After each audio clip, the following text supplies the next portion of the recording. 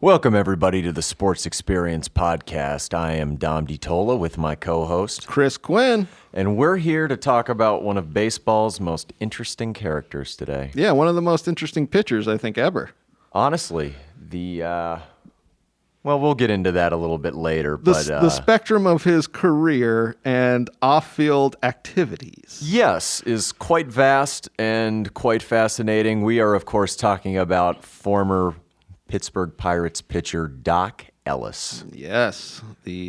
God, he needs like a good nickname. You know, the acid fireballer. Acid fireballer. I like that one. Yeah, I don't know. Something like that. He's most famous for one thing, but this man led a very interesting life. Yeah. What he was famous for, when we get into researching these guys, sometimes you kind of know just like the what's on top, and researching him was one of the most interesting for me because I didn't know all this stuff about him. The only thing I knew was him throwing this no-hitter, but man, he is one of the most interesting guys. I really was into it. Oh, completely. Like, the life that this man led was topsy-turvy, ups and downs, but he did it his way. Yeah, he always did it his way. Yeah, that's great. I like that. All right, let's get started. Nobody puts Doc Ellis in a corner. That might be his catchphrase. Right? No. Born March 11th, 1945 in Los Angeles High School. A 6'3", 205-pound fireballer, rose through the ranks with his masterful pitching ability. Well, let's talk about him in high school because you brought up something that I didn't necessarily know. He got busted for smoking weed. Yes, he was very into alcohol and drugs as a teenager. He refused to play on his high school's baseball team due to perceived racism from some of the white players on there, but was known through playing in other kind of sandlot leagues around Los Angeles at the time to be very talented. And you had said he got caught smoking weed his senior year. Yes. And the ultimatum was, and kids, if you're listening, if you're talented, you can get out of a lot of crap and be rewarded for poor behavior. The principal told him, you're either going to be expelled or you're going to play for the baseball team here your senior year. Yep. And so he chose baseball. Yeah, and I think that's when he really became the pitcher that we see because he was throwing fast in the high school ranks, you know? Yeah, and he parlayed that into a stint at, I believe, L.A. Harbor College for a couple of years. And after that, you can see his talent already by then. Parlayed that into a contract signing with the Pittsburgh Pirates. Yes, and This is when he goes into the minor leagues, and I feel like he really becomes the man he's going to be. Yeah, Doc was exposed to a lot of, shall we say, in these smaller towns in the American South in the 1960s, a lot of de jure racism as far as it's the law that he didn't see in California where it's more de facto. Yes. Where he would stand up to racism and be like, well, I'm not going to play in this game. And then he was in these Carolina leagues like we were talking about before we started recording. He essentially it was segregated still. Yes, exactly. And he had never seen that type of segregation so out in the open before. Yeah, so blatant. The blatant racism that he saw really upset him, and the guy that he didn't stand for it. Yes, it changed who he was, and he decided to start making these little stances and trying to get the black athlete, the black baseball player, to be thought as the same, because since Jackie Robinson, they were talking about the conditions really didn't change. Like, no, they broke the color barrier, and then that was it. Like, they would still treat them like shit. They would still segregate them. They would still only get one or two black players on a team. Yeah, kind of thing. He basically stood up for himself. And that was in a time where standing up for yourself wasn't a very popular thing. No, not at all, especially for black athletes. Exactly. Like, in the minor leagues, he went and charged a heckler in the stands with a baseball bat. Yeah. Like, Doc, for all of his other faults, he did it his way, like I said before. Like, Doc was Doc. That's exactly who he was. Yeah. So, a couple of years in the minors, and then he comes up. Yeah.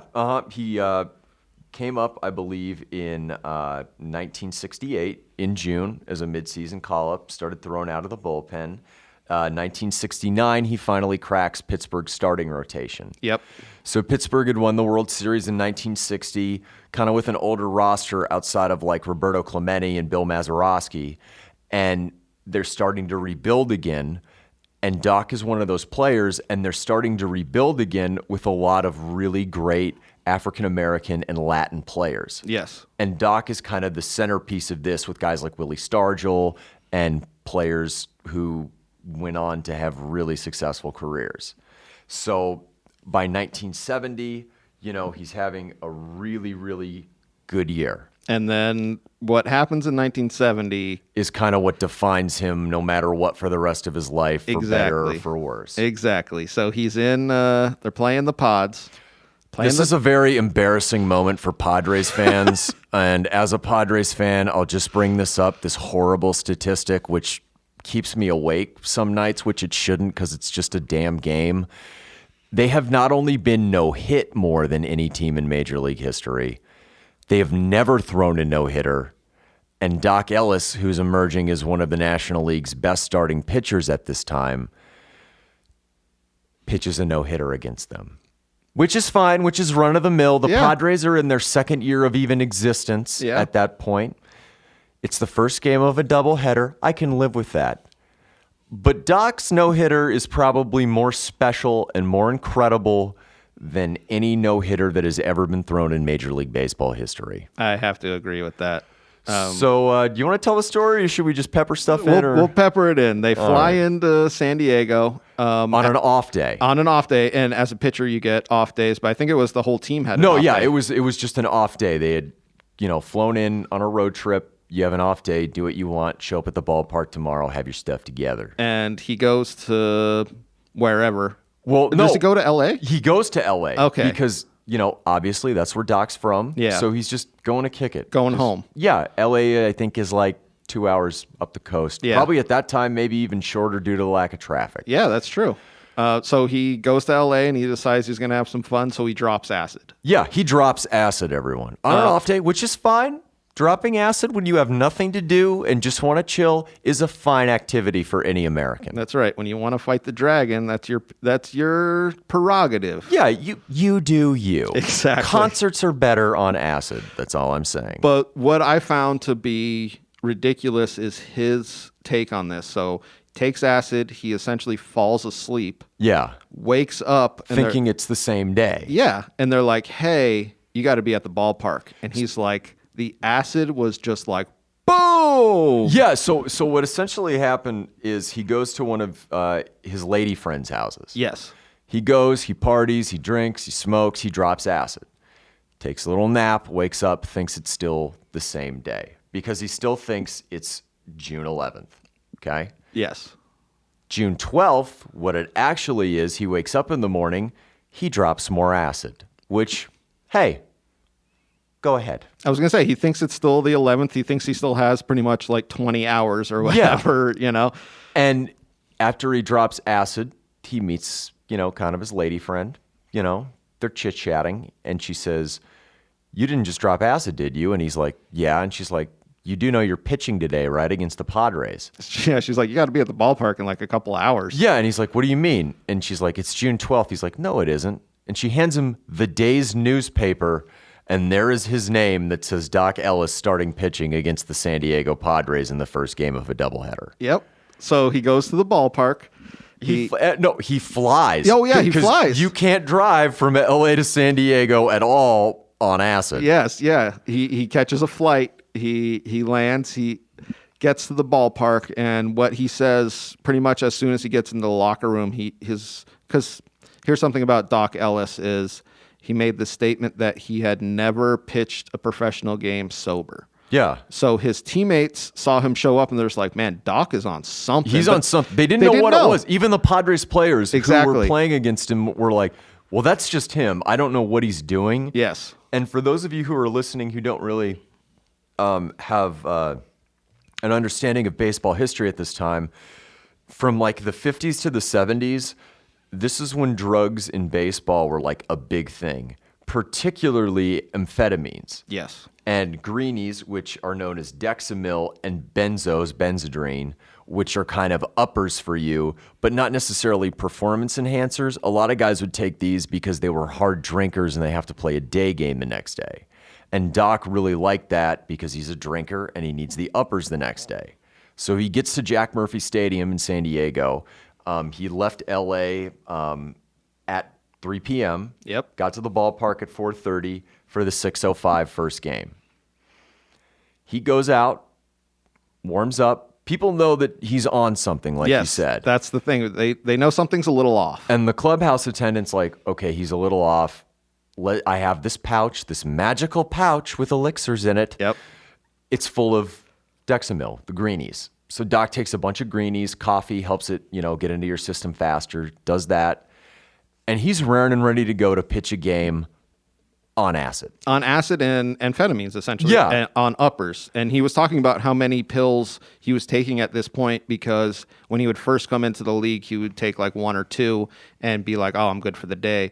And he said by the 70s, he was taking like 10. Yeah. And, and he was taking that at such an amount that I feel like he was definitely feeling it on his... It's interesting because I don't feel like he put anything on his fastball, but the concentration that guys get from this and the staying in the moment, I feel like is... I feel like not the acid, obviously. Yeah, no, and that's my whole point is I feel like had he not taken those, yes, it would have been an absolute shit show. Yeah, they probably would have pulled him first inning. Oh, absolutely. Because it was kind of a shit show. So and I will get into that Yeah. and why I think it's more amazing than any perfect game ever thrown in the major leagues. So he goes out there tripping balls and high as balls on these amphetamines and starts pitching. And not only does he start pitching, his team is giving him some run support. Yeah. So he's winning the game. But he's also getting Padres out and not getting Padres out. And for those of you who don't know, the difference between a no-hitter and a perfect game is a perfect game is where you put nobody on base. It's 27 guys up, 27 guys down. No walks. No walks, no hit. errors, no hit batters. Doc, and look, I can throw a baseball 60 feet, 6 inches. I can throw a baseball 60 feet, 6 inches on acid. But when I throw a ball 60 feet, 6 inches on acid, I have no idea where that ball is going to go. Yes.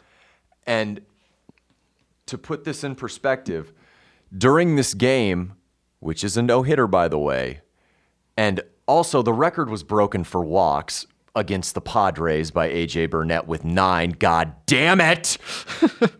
Doc walked 8 guys and hit 1 batter. Yep. And what makes this even more fascinating to me is he doesn't allow a hit. No. They couldn't clock him. But what's fascinating is, like, it blows my absolute mind is in Major League Baseball, pitching with runners on base, especially in this era where base stealing is a thing, unlike now, which I find absolutely abhorrent.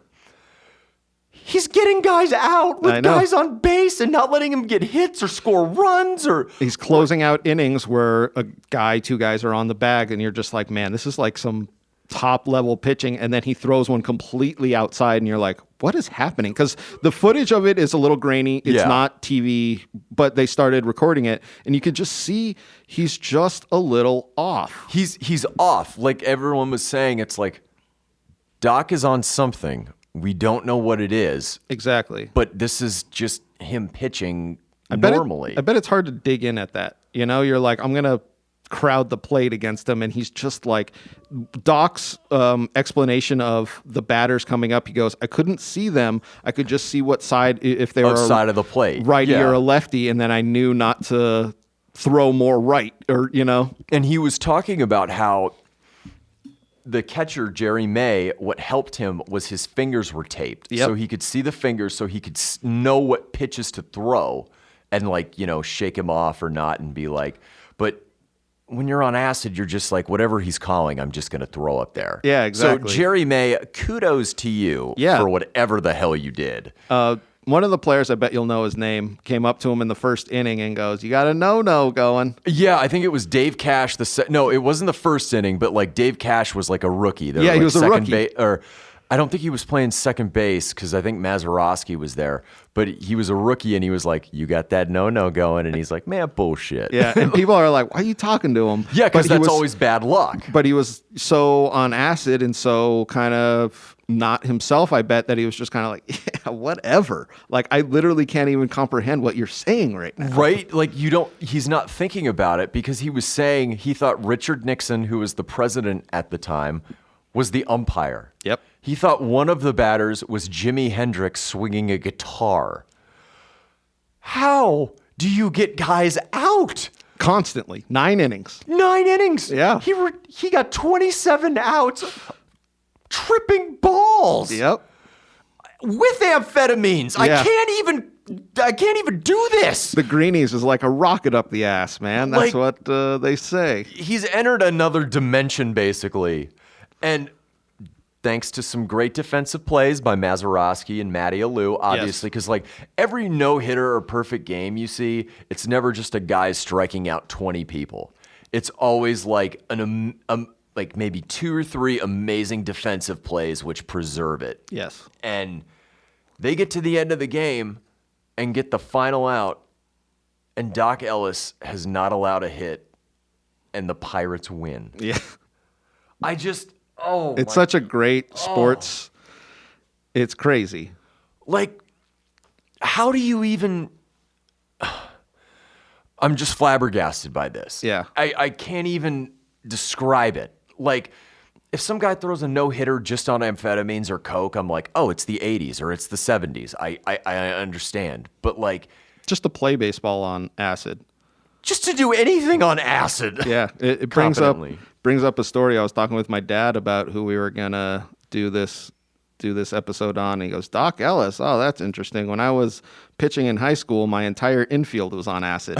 And I was like, "Seriously?" He was like, "Yeah, there was only 2 errors in which you'd be like, what the hell are you guys doing?" Like, he was like, a guy literally went to make a stab at a ball that was like 2 feet to his right, and he was just like looking at it like, how did I miss that? And the coach was like, what the hell is up with you guys? But he said that they won. There wasn't really anything crazy other than these 2 little plays, and that was it. And Doc had talked about during that game, he thought a ball that a guy hit was like screamed at him, so he dove out of the way, and it was a little dribbler. It wasn't even to him. Exactly. It wasn't even there. It's one of those things where the acid just, I can't even believe the mindset of being up there, on the mound. You're fucking higher than everybody. It's such a weird thing. Well, he said he chewed his gum into dust. Yeah. When he was on the mound that day. And what do you even do after that? I mean, I can't even comprehend. Well, this is at the beginning of his career. Yeah, and I mean, he's starting to be a winning pitcher. He finished 1970 with a 13-10 record. Yes. With one of those wins being the no-hitter on acid. Which one of those? Yes. But it's ridiculous. He keeps building off of this, and it's kind of almost sad in a way for Doc because, like you said, he never pitched a professional game sober. Yeah. Pitching a no-hitter on acid is like almost a green light for him to keep doing what he's doing. Exactly. And he was such a talented player. And the following year in 1971 is not only when he reaches his career pinnacle, but the Pirates reach a pinnacle as well because he's firing on all cylinders, and so is the rest of the Pittsburgh team.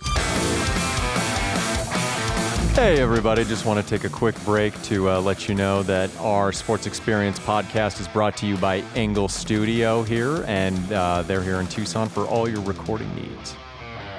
Like, that year, he finishes 19-9. He's the starter in the All-Star game. Well, I want to talk about this. Yeah, let's talk about that All-Star game because it's a pretty important point in baseball history. It's coming out, and I forget who the other pitcher was.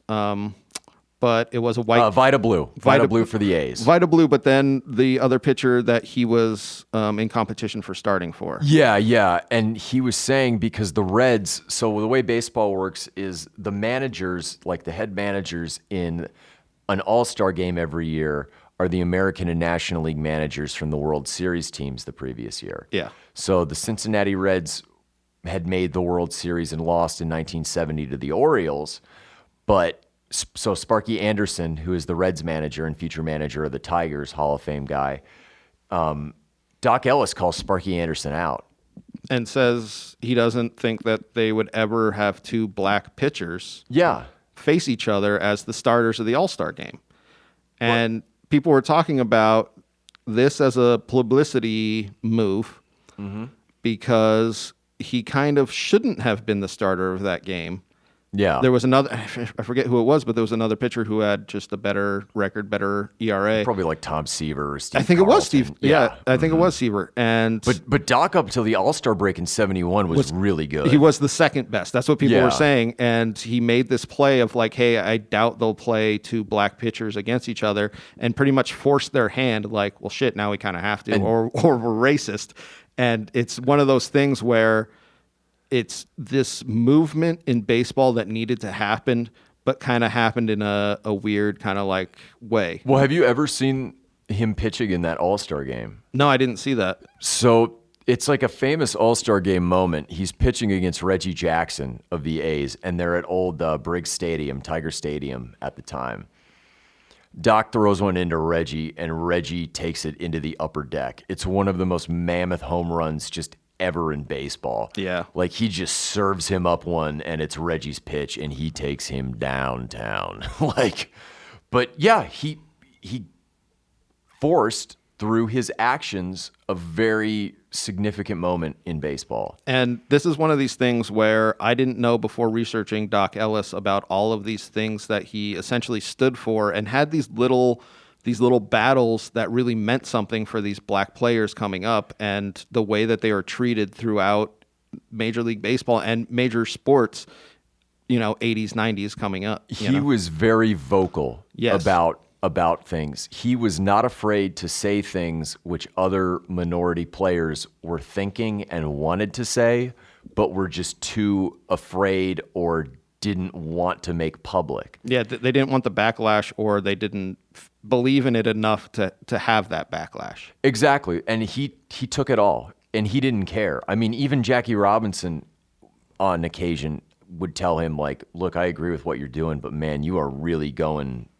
for it. Yeah. Like, you are really pissing a lot of people off. And to Doc's credit, he said he didn't care. Yeah. Well, it's not even that he didn't care. He wanted the image of the black athlete to change, because... And he wanted it out in the open. Yes. That was what his main goal was. He wanted it out in the open so people could see it. Yeah. So people could hear it. So people could identify with it. And, he's at the top of his game in 71, like I was saying, is that he used his platform for what he thought was right. And kudos to him for doing it. Good for you. Good on you. Yeah, definitely. It's one of those, there's all these little stories, like he was wearing rollers in the Pirates bullpen, I believe, and they essentially were trying to suspend him for 10 games because he was literally wearing rollers in his hair. And there was kind of like an anti-gay, anti-black sentiment that they were like, why would a man wear rollers? And then on top of that, like, because it's very much in the black community that they were like, yeah. So he was proud of who he was. Exactly. Like, for all of his faults, to his credit, as far as like his personal actions, he was never ashamed of who he was, for better or worse. He was never ashamed. He was like, no, this is who I am.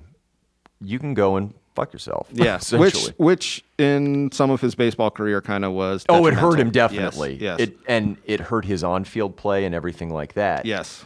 But back to the 71 Pirates, as we were discussing, they're rolling through the season. I mean, they are dominating. Divisional play came into play during the 1969 season due to expansion in San Diego and Montreal, where they're leading the NL East basically the whole year. Yes. They have a lineup with Clemente, Stargell, Renee Stennett, Manny Sanguian. I mean, they are like a powerhouse. And Doc is the ace of the staff, setting career highs with 226 innings pitched. He is Danny Murtaugh, the manager's horse. He is that guy.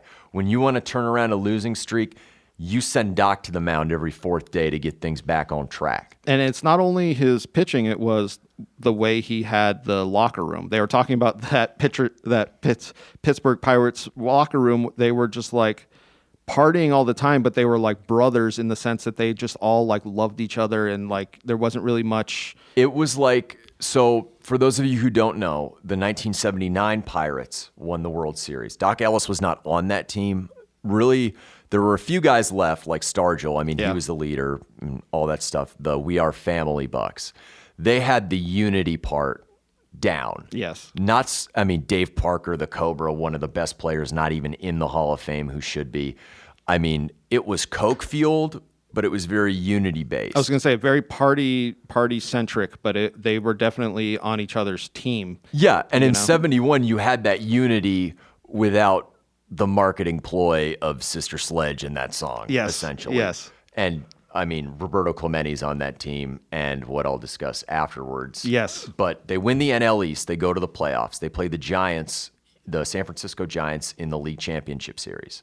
Doc Ellis starts game 2, wins game 2. The Pirates win that series against the Willie Mays and Bobby Bonds Giants, where Gaylord Perry, famous spitballer, is the ace of that staff. Yep. They go to the 71 World Series. I don't know if it's the innings pitched or what happened during the season or just his body starting to break down, but Doc is starting to get some elbow pain. And he goes into game 1 against the Orioles, who were a powerhouse at that time. They had just come off the 70 World Series. They had won in 66. They had gone to the World Series in 1969, but lost to the amazing Mets. I mean, this is like Frank Robinson, Brooks Robinson. I mean, the staff of Cuellar and Palmer. I mean, a and great McNally. team I mean, all around. This was like, you almost think, even though they won 3 World Series from 1966 to 1983, that the Orioles underachieved. Oh, yeah. Doc goes out in game 1 and, his arm's giving him issues. He never admitted to it. He was a strong advocate. He chalks it up more to his sickle cell trait as to why his body was kind of breaking down. And he, later in his career and even after, he was a big advocate for sickle cell. I think he even testified in front of Congress. Yeah, I think so too. Goes out in game 1, gets shelled, and doesn't start the rest of the series. But luckily for the Pirates, when you have Roberto Clemente, who is probably the most revered player in any sport in Pittsburgh's history of all sports that's not named Mario Lemieux. That's true. I mean, it's just interesting with Doc, who got him all the way to the World Series, and you're right, they pretty much had to close him down for the rest of the season, that series, because his elbow just went out. Yeah, and to Clemente's credit, he was World Series MVP. The Pirates won in an upset in 7 games. Yep. They brought home the title. But what is even more incredible about that 71 Pirates team is the fact that they were the first team in an early September game to field an all-minority lineup. Yes. When Danny Murtaugh filled out that lineup card, every player who was starting was either black or Hispanic. Yes. And it's funny because there's a story about it. I don't know if you saw, but one of the players on the team, one of the clubhouse attendants, because he had seen Murtaugh's lineup card and knew what he was going to do. I don't even think Murtaugh knew what he was going to do. No, a lot of the players said that. Yeah. He just was putting out the players that were available, ready to play. Exactly. And one of the clubhouse attendants, jokingly, not like being mean, but he had seen it and he knew what was going to happen. He said, "Looks like the Homestead Grays are playing tonight." Yep. And for those of you who don't know, the Homestead Grays were a Negro Leagues team, which Josh Gibson was famous for playing for, I believe, in Pittsburgh. Yeah. So he said, "Looks like the Grays are playing tonight." And the guy was talking about, I forget the player's name, but he was saying, like, "I don't understand that reference." Yeah, he didn't understand it until like the 3rd inning. Yeah. And he like looked around, he's like, "Oh, we're all black or Hispanic." Yeah, exactly. And it's funny because they were talking to like Steve Blass, who was one of the white starters on the team, starting pitcher, and a couple of the other white players. And they said, we really didn't even notice. No. We just thought the Pirates were playing tonight. Yeah, exactly. Like they had no idea. Yeah. I mean, and it's And funny about that game is they got down early. I think they were like down 7-0. Yeah, and they won inning. 9-7. Yeah. It's one of those moments in sports that they didn't see coming, like the no-hitter on acid. Exactly. But literally changed the way they're like, oh shit, like literally this is the first time 9 minorities, 9 black players are playing all on the team, and they go out and not only win, but come back in this epic game. And you know who started that game? No, I don't. Doc Ellis. Yeah, I do. I think he was their only black pitcher. I believe so. I'm not black starter, I believe. Black yeah. star, yeah. Mhm. But it's one of those things where he had, and that this locker room of Clemente and him and these other Stargell, they had this group that really were going to go on and be a great team. And that's what's so cool about sports is like it breaks down things like that. Yeah. Because you're in the foxhole, not like wartime foxhole, but you're in situations where you're around people that you normally wouldn't interact with, especially at that time in your daily life. Yeah. And you just see them as teammates. And it doesn't rub you the wrong way. You're almost at the point of not noticing, or even, not to say not caring, but you're just so unaware in a good way, you know? Well, it's and I equate it to comedy, where you're almost like on a team with these people, and race and sexual orientation and all these things that sometimes, like, not even like divide people, but like ostracize people, just don't exist because we're all on this one team already. And then it's a really interesting sports and comedy. You're all going through the same thing together, even though you're different, and you have that relatability factor. Yeah, the relatability to the experiences that we all have. Mm-hmm. Yeah, and that's what Doc, through a lot of his career, put this to the forefront. And I have to keep bringing it up to change the way that black athletes were treated. Yeah, and he took a lot of heat for that. Yes. And he just was above it. He didn't let it steal a shine, even though it probably affected him personally. But after 71, he's a World Series champion. He's the ace of a World Series champion staff. The problem is the Pirates kind of run into the beginnings of the Big Red Machine and the Cincinnati Reds. So from 72 to 75, he's still winning pitcher. I mean, he's 34-30. But in 72 and 75, they win their divisions again, the NL East. The Reds are coming out of the West, and they're coming in hot. Yeah. Because they've assembled one of the best lineups ever. You got Pete Rose, Joe Morgan, Johnny Bench, Dan Dreesen, Dave Concepcion. I mean, you are Ken Griffey's dad. Yeah. You are fielding Tony Perez. You are fielding one of baseball's all-time great lineups.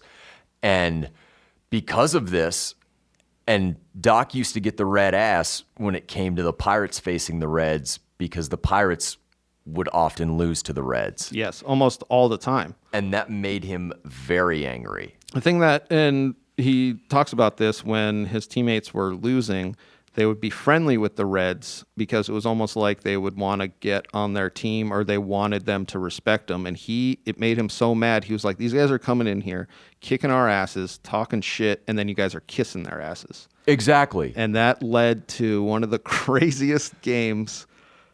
Yeah, and he has 2 of the craziest games ever. Well, he has 2 of the craziest games ever, but there's an incident at Riverfront Stadium before this game Oh, yes. happens. Okay. Let's talk about this. Okay.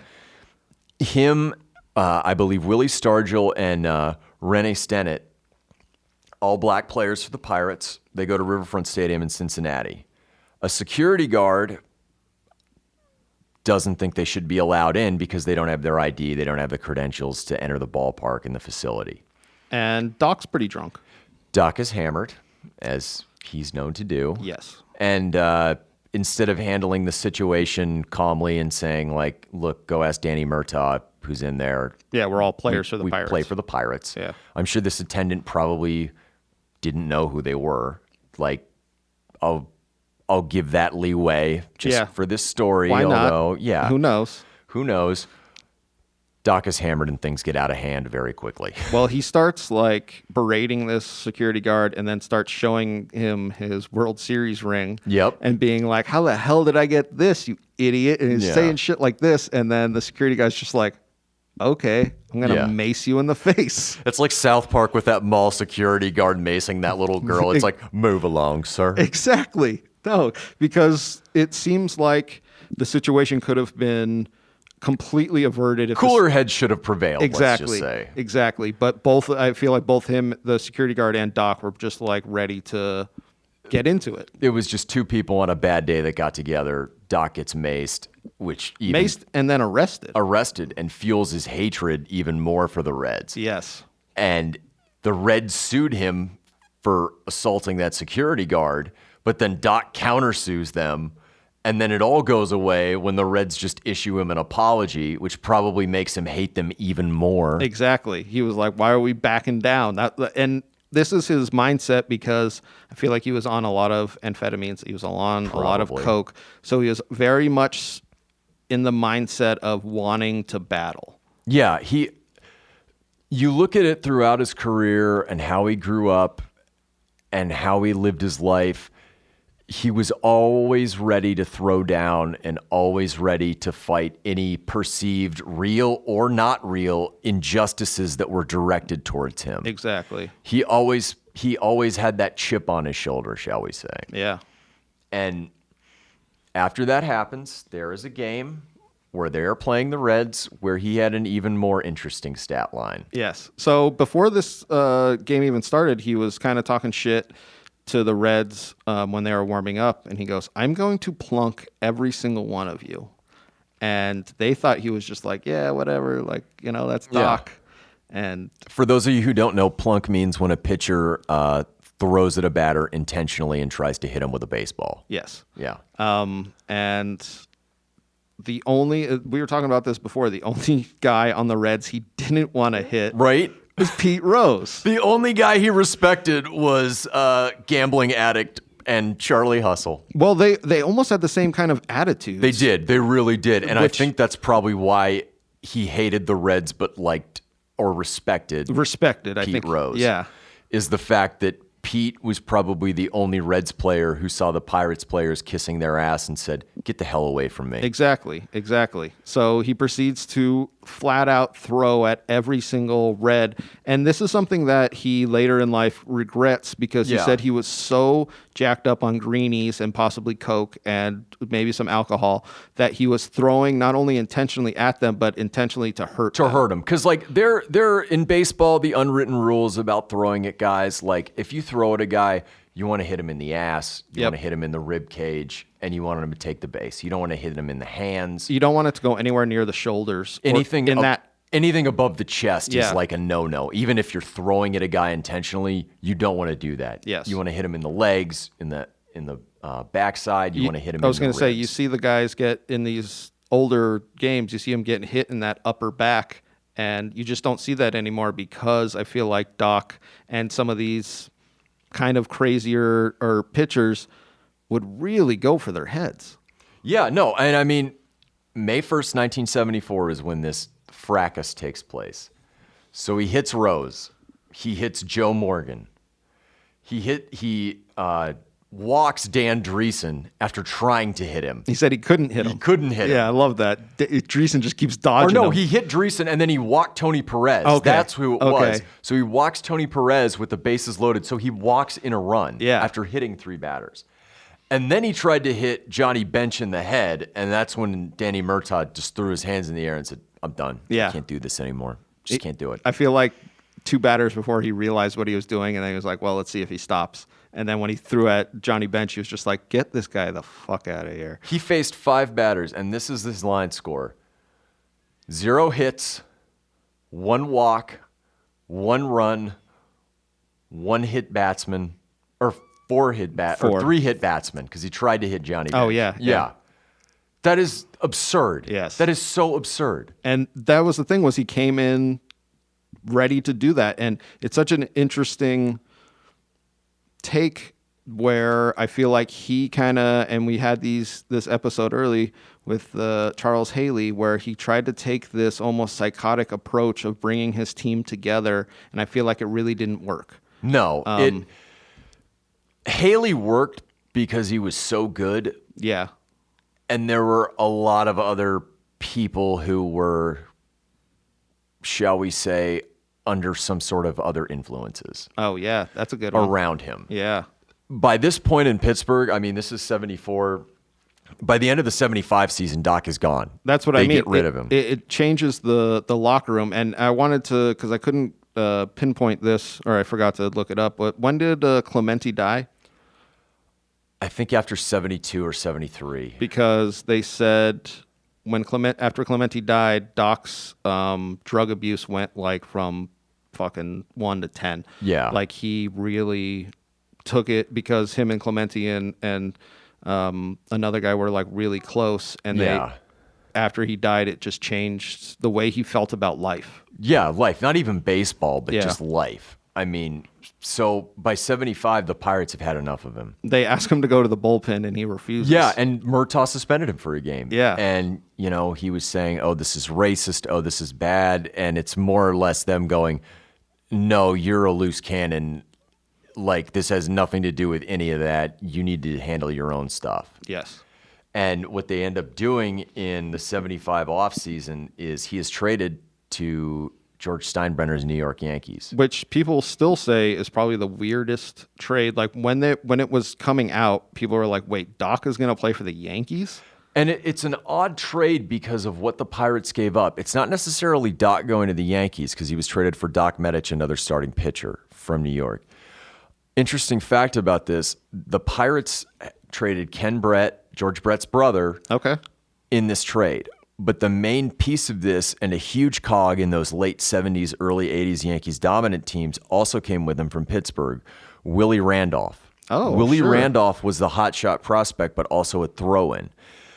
They were so sick of Doc that they gave up a future all-star and one of the best second basemen of the 1980s just to get rid of him, just to not deal with him. Like, and it almost would have been not an even trade, but almost like the Pirates would have lost out on if it was just pitcher for pitcher. Yeah. But they threw in, and that's what's crazy about that trade. I always thought it was the more the lines of this crazy Doc going to the Yankees, but I feel like when he got there, he realized like everybody was doing drugs. Yeah, and to Doc's credit though, and this is what I always find fascinating because this is kind of when he gets a second win in his career. Yep. In 76, the Yankees are coming off basically like 12 years of just mediocre play. Mm-hmm. All of the glory from the 50s and early 60s is gone. But Steinbrenner's spending money. Steinbrenner cares about the team, whether you like it or not. The guy would always spend money to put a competitive product on the field. Yeah. By 76, they're humming. Like they're doing things. And Doc has a mid-career renaissance. He goes 17-8. Yeah, he wins has comeback player of the year. His best season. He 3.19 ERA in the ALCS against the Royals. He starts a game and wins. Yeah. But then in the World Series, who do they run into? Those goddamn Cincinnati Reds. I feel like it's not even the but I mean, obviously the Pirates and the Reds and that, but like Doc versus the Reds was a big one, Yeah, and they because got swept. He lost the start. They smashed him. They bowled him over. Yeah, I think he lasted like 3 1/4 inning or something really. Yeah, like 3 1/3. Yeah, 3 1/3. Excuse me. But it's one of these things where he never had a good World Series. No, he never had that one shining moment in the World Series, and he's kind of like left out of that conversation. Yes. I mean, you kind of want to think everybody knows him for the San Diego thing. Yes. Or the throwing at all the Reds players, or getting maced outside a stadium. People would probably see him in a different light if he just had one If he just had that one World Series game. Even though he was a World Series champion in 71, if he just had that one game where everything was going right for him. Yes. And after 76, though, he has contract disputes with Steinbrenner. And he thinks he should be getting more money. And he doesn't like he has some toss-ups with the manager, Billy Martin. Martin. Billy Martin had a lot of toss-ups with everybody. I was going to say, it was this classic era of the Yankees almost being like a half joke with Billy Martin as their coach, and like he would get into these getting fired, toughs with Steinbrenner, and like all this disliking Reggie Jackson, and just like the weirdest shit back then. But it kind of fueled this Doc being like, "Hey, this is slightly racist, or I'm not getting what I deserve." Yeah, trade me. And it's like, well, you would get what you deserve if you could just stay sober for 1 out of every 5 days. Yeah, that was something else that they were kind of becoming more. It became more known that players are getting really fucked up all the time. Yeah, and he was kind of king shit of that. Yes, definitely. For better or worse. For better or for worse. So they trade him to Oakland. Oakland for interesting trade, by the way. They trade him for Mike Torres. I don't know if you're familiar with Mike Torres, but in '77, Torres goes to the Yankees, starting on the starting staff, and wins a World Series with them. The following year, he signs with Boston. And the reason I bring this up is I know we had talked in past podcasts about guys like switching teams in that era and how, to especially a rival like that, how it just didn't happen. Yeah. But Torres goes to Boston and starts lighting it up, like the Red Sox in '78. They have like a 12-game lead in July, August over the Yankees. And this is when Billy Martin is melting down over Reggie. This is where Thurman Munson hates everybody. The Yankees are like Chernobyl, ready to melt down, but they stay in the race. And Boston, this is the curse of the Bambino era, starts losing. Exactly. And the reason I bring this up is at the end of the season, the Red Sox win the final game and the Yankees lose, so they have to play a 1-game playoff for the NL East. Mike Torres starts game 163 for Boston. Oh, wow. And that's the Bucky Dent game. Oh, yeah. Yeah. So sure. That's how it kind of all ties together. Sorry to go on that weird tangent. But I love it. That was great. So he gets traded to the A's, and he clashes with their owner, Charlie Finley. And he's starting to unravel. Yeah, it's gotten bad for him as far as off-field stuff, as far as the drug and alcohol abuse. They asked him to like chart his pitches, or just like kind of chart his workouts and you know all that shit. And he essentially takes all these charts and sets them on fire in the middle of the locker room and sets off the sprinklers. And he talks about this later in life, and he was like, "It was without a doubt the craziest thing I did in a baseball uniform." Like, which is hilarious because the man threw a no-hitter on acid. I was gonna say, like, but he just felt like he was so out of his mind that like what he was doing was just. And you can see that people are kind of sick of him. He got in a fight. He was told not to bring any booze on a plane into Canada, and he starts drinking on the plane. Yeah. And teams just are fed up with him, even though he's a winning pitcher. For the last 3 years of his career, 77 to 79, he had a 35-31 record. Yeah. I mean, that's above 500. He's still an effective player. And what was he born in? 45? So in 77... he's 32 years old. He's still got some seasons left in him. Yeah, definitely. And Oakland gets rid of him. He goes to Texas. Texas gets rid of him. He goes to the Mets. The Mets get rid of him. He goes back to Pittsburgh. And they, by the end of 79, even though he's on that team, he's gone in the middle of the year. Well, they talk about him going back to Pittsburgh, him showing up and being like, "My arm's dead." Like him telling the pitching coach, like, "I can't throw. I just wanted to end my career as a Pirate." And they were like, "Oh, shit." Like, yeah, right. Kind of sucks for us. But a story about him and the Rangers. Yep. He wanted to drink in the hotel bar. Yeah. It was an unwritten rule that players weren't allowed to drink in the hotel bar because that's where the manager was allowed to drink. Yeah. And he was like, "No, that's insane. I'm going to drink wherever I want."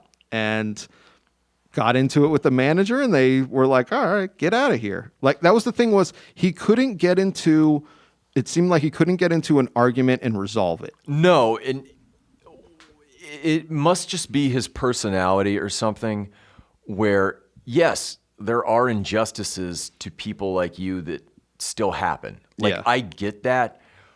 But he never, like, the way his attitude is the rules never apply to me. Exactly. And these are rules that are not race-based or culture-based. These are rules that are just like, don't be an asshole based. I feel like he got this mentality through the meth, or not through the amphetamines, through the coke. That it almost has this effect on people's personalities where they try not to take responsibility for their own actions. And honestly, as someone who has had issues with substance abuse before, I know what that feels like. I know what that feels like, especially when you're kicking ass at life, where, sorry to get so personal, but I mean, like, I can understand it, like, where he's coming from is that, like, when you're kicking ass at life and you're covering up all of the shitty things that you're doing and the shitty things you do to people that you actually love and care about, the rules don't apply to you. And then you mix in all of those substances, it just is your emotions and your shitty behavior on steroids. Yep. And you think, oh, they're always trying to bring me down. This, society, my family, everything is trying to bring me down. I'm going to do me and just deal with the consequences later or not at all. And you look back on those moments, and Doc does too. Yes. But for me, you look back on those moments and you go, what the hell? Why would I do that? You're just racked with regret and hate yourself. Yep. So I get it, but it just sucks. Yeah. All right, so let's wrap this up. We're getting long into this Doc, and it makes sense because Doc is so interesting. I just want to bring up his post-career. Post-career, yeah, because it is important. Because he got into advocating for drug rehabilitation. He wanted players to be anonymous. God, I can't even. Anonymous. It's ridiculous. But he wanted them to be able to be admitted that way so that it wasn't a big deal when guys needed to have drug rehab. They don't feel shame. Exactly. He wanted that. He wanted drugs to essentially be out of baseball. Mm-hmm. And his post-career was a lot about that and a lot about getting prisoners and ex-prisoners to lead better lives. Like, he was really an inspirational coach kind of thing. Yeah, he tried to help others through his mistakes. Yes. And kept referencing this acid no-hitter as a shameful moment when people, a lot of the times, comedians or, Robin Williams, that kind of would talk about it. They'd be like, whoa, isn't that crazy? Isn't that cool? And he'd be like, no, it's not. We're guilty of doing it right now. Yeah, exactly. That's the thing. It kind of sucks, but you realize it, But he was saying he would rather not have a no-hitter and not have pitched a game on acid. Yeah. Like, he would have rathered that, which is kind of ridiculous to say, but it's the way he felt post-career, that it was a mistake to be jacked up all the time. Yeah, it's crazy. And then by 2007, he needs a liver transplant. Yeah. Because of all his drinking. And he can't get it because of his sickle cell trait and what have you he did to his body. And it was also the amphetamines. Yeah, they take a toll on your liver. And despite what he did to rectify his life, on December 19th, 2008, he ended up dying after needing the liver transplant. And it's a sad end to a life that could have been so much more, but was so colorful and so interesting. Yeah, I after the research, I like to think about all the positive things he did. Exactly. Not if anybody brought this up to me talking about Doc Ellis, I would bring up all of the stuff he did, like, post-career, as opposed to the acid no-hitter. I agree. Which, that's why I love researching these guys and love doing this podcast. So, totally.